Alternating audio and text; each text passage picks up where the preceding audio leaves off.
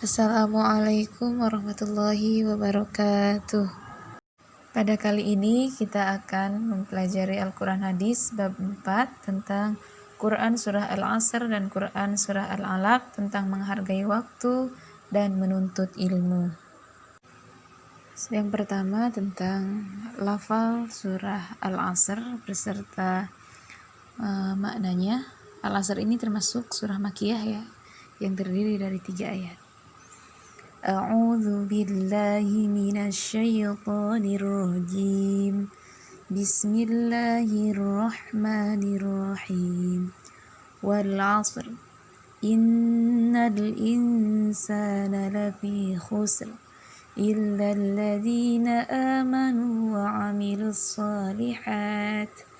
Wa tawasaw bil haqqi wa tawasaw bis sabr. Demi masa, sesungguhnya manusia berada dalam kerugian, kecuali orang-orang yang beriman dan mengerjakan kebaikan, dan saling menasehati untuk kebenaran, dan saling menasehati untuk kesabaran. Surat ini menjelaskan tentang sumpah Tuhan yang menggunakan kata masa atau waktu. Kemudian dilanjut lagi Allah menggambarkan kondisi manusia secara umum, yaitu merugi sebenarnya manusia itu, terkecuali orang yang mempunyai iman dan mempunyai amal soleh, dan saling menasehati dalam kebaikan dan kesabaran dalam kehidupannya di dunia. Penjelasan ayat pertama dan kedua bahwa Allah bersumpah dengan menggunakan masa. Karena kenapa? Karena masa itu mengandung banyak sekali peristiwa, ya, dan juga contoh yang menunjukkan kekuasaan Allah, di mana dalam masa tersebut ada bahagia, sengsara, sehat, sakit, kaya, miskin, tawa, sedih, hidup, mati, dan seterusnya. Nah, semua itu terjadi dari masa ke masa. Ada juga ahli tafsir yang menjelaskan bahwa Al-Asr itu kan demi waktu asar, waktu petang. Nah, Muhammad Abduh menerangkan bahwa terjadi adat bangsa Arab yang apabila kalau sore tuh mereka duduk cakap-cakap, bicarakan soal kehidupan dan cerita lain yang berkenaan dengan urusan sehari-hari.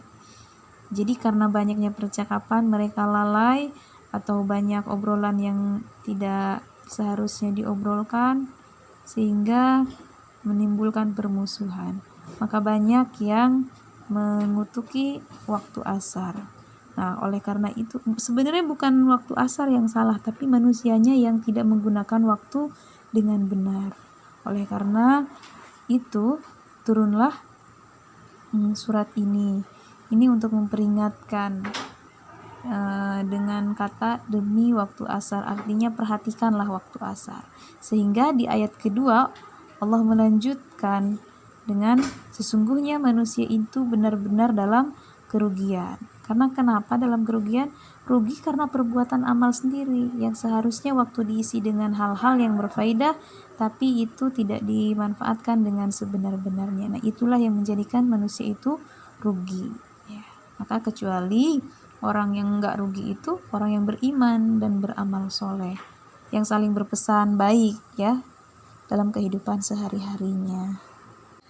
Di ayat ketiga Allah menjelaskan bahwa mereka yang tidak akan merasakan kerugian itu ialah orang yang beriman, ya, karena mereka punya keyakinan bahwa hidup itu hanya sementara. Oleh karenanya mereka mempunyai kesadaran akan kegunaan hidup di dunia ini, yaitu berbakti kepada Allah dan berbuat baik kepada manusia. Karena dengan sinar iman atau keyakinan mereka terhadap Allah itu akan menimbulkan, akan menumbuhkan dalam jiwa seseorang itu perbuatan yang baik.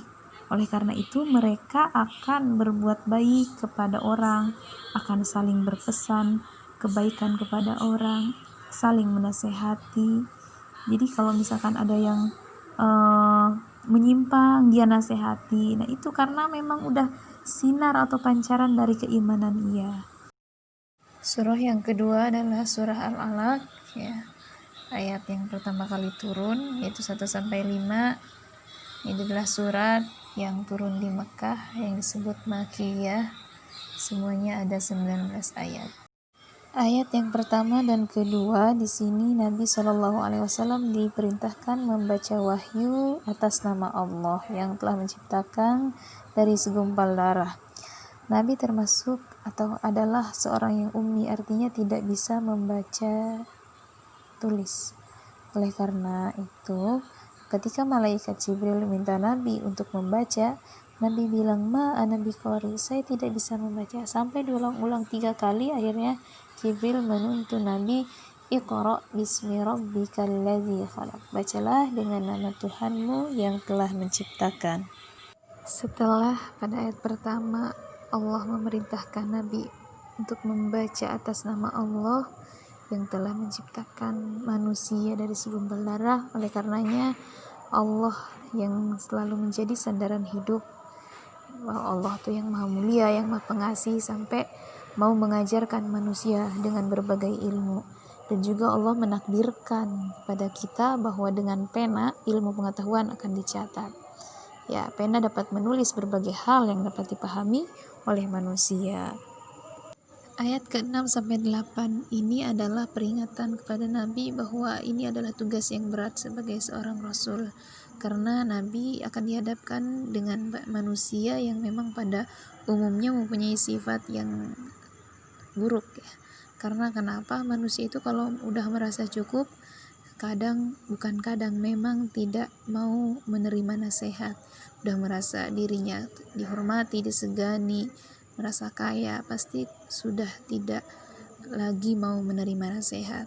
Padahal pada hakikatnya apa yang kita miliki di dunia itu hanya bersifat sementara. Inilah ketiga ayat yang menerangkan tentang sifat keburukan manusia.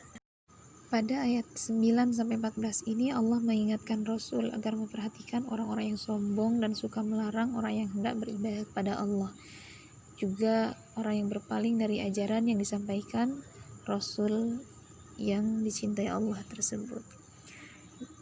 Orang yang sombong di sini adalah Abu Jahal, ya, yang melarang atau menghalangi Rasul ketika melaksanakan sholat. Jadi Allah membandingkan seberapa besar kekuatan yang ada padanya sehingga dia sampai hati berbuat demikian. Jadi ini adalah bandingan. Sebenarnya apa yang ada dalam hati kecil mereka itu tahu bahwa Allah melihat perbuatan yang salah itu, tapi karena sifat sombongnya yang menutupi kesadaran terhadap kekuasaan Allah tersebut. Ayat ke-15-19 ini menjelaskan atau melanjutkan ayat sebelumnya, bahwa kalau misalkan orang tersebut tidak mau berhenti menghalang-halangi orang yang mau sholat atau mau berbuat baik, maka akan ditarik ubun-ubunnya. Artinya karena kenapa? Kepala dari orang itu sudah kosong dari kebenaran, isinya hanya dusta, bohong, kesalahan, nafsu jahat, kayak gitu. Maka biarlah dia memanggil golongannya untuk menolongnya. Itu mereka yang mencegah orang yang ikhlas untuk melakukan sholat. Jika ia sungguh benar berbuat demikian, maka ia telah mengundang murka Allah. Jadi kalau benar-benar dia malah semakin berbuat jahat, maka ini mengundang murka Allah. Akhirnya Allah memanggil bala tentara kami, kata Allah. Siapa bala tentaranya? Yaitu malaikat yang ditugaskan untuk menyiksa makhluknya yang berbuat dosa, yang disebut dengan malaikat Zabaniyah, ya. Itu kalau Allah sudah murka terhadap manusia yang memang sudah terlewat atau kelewatan batas, maka Allah akan menurunkan bala tentaranya untuk menyiksa orang-orang tersebut. Bagi orang yang taat, janganlah mengikuti larangan mereka untuk tidak beribadah kepada Tuhan, tapi sibukkanlah, kata Allah, dirimu dengan melakukan ibadah kepada Allah.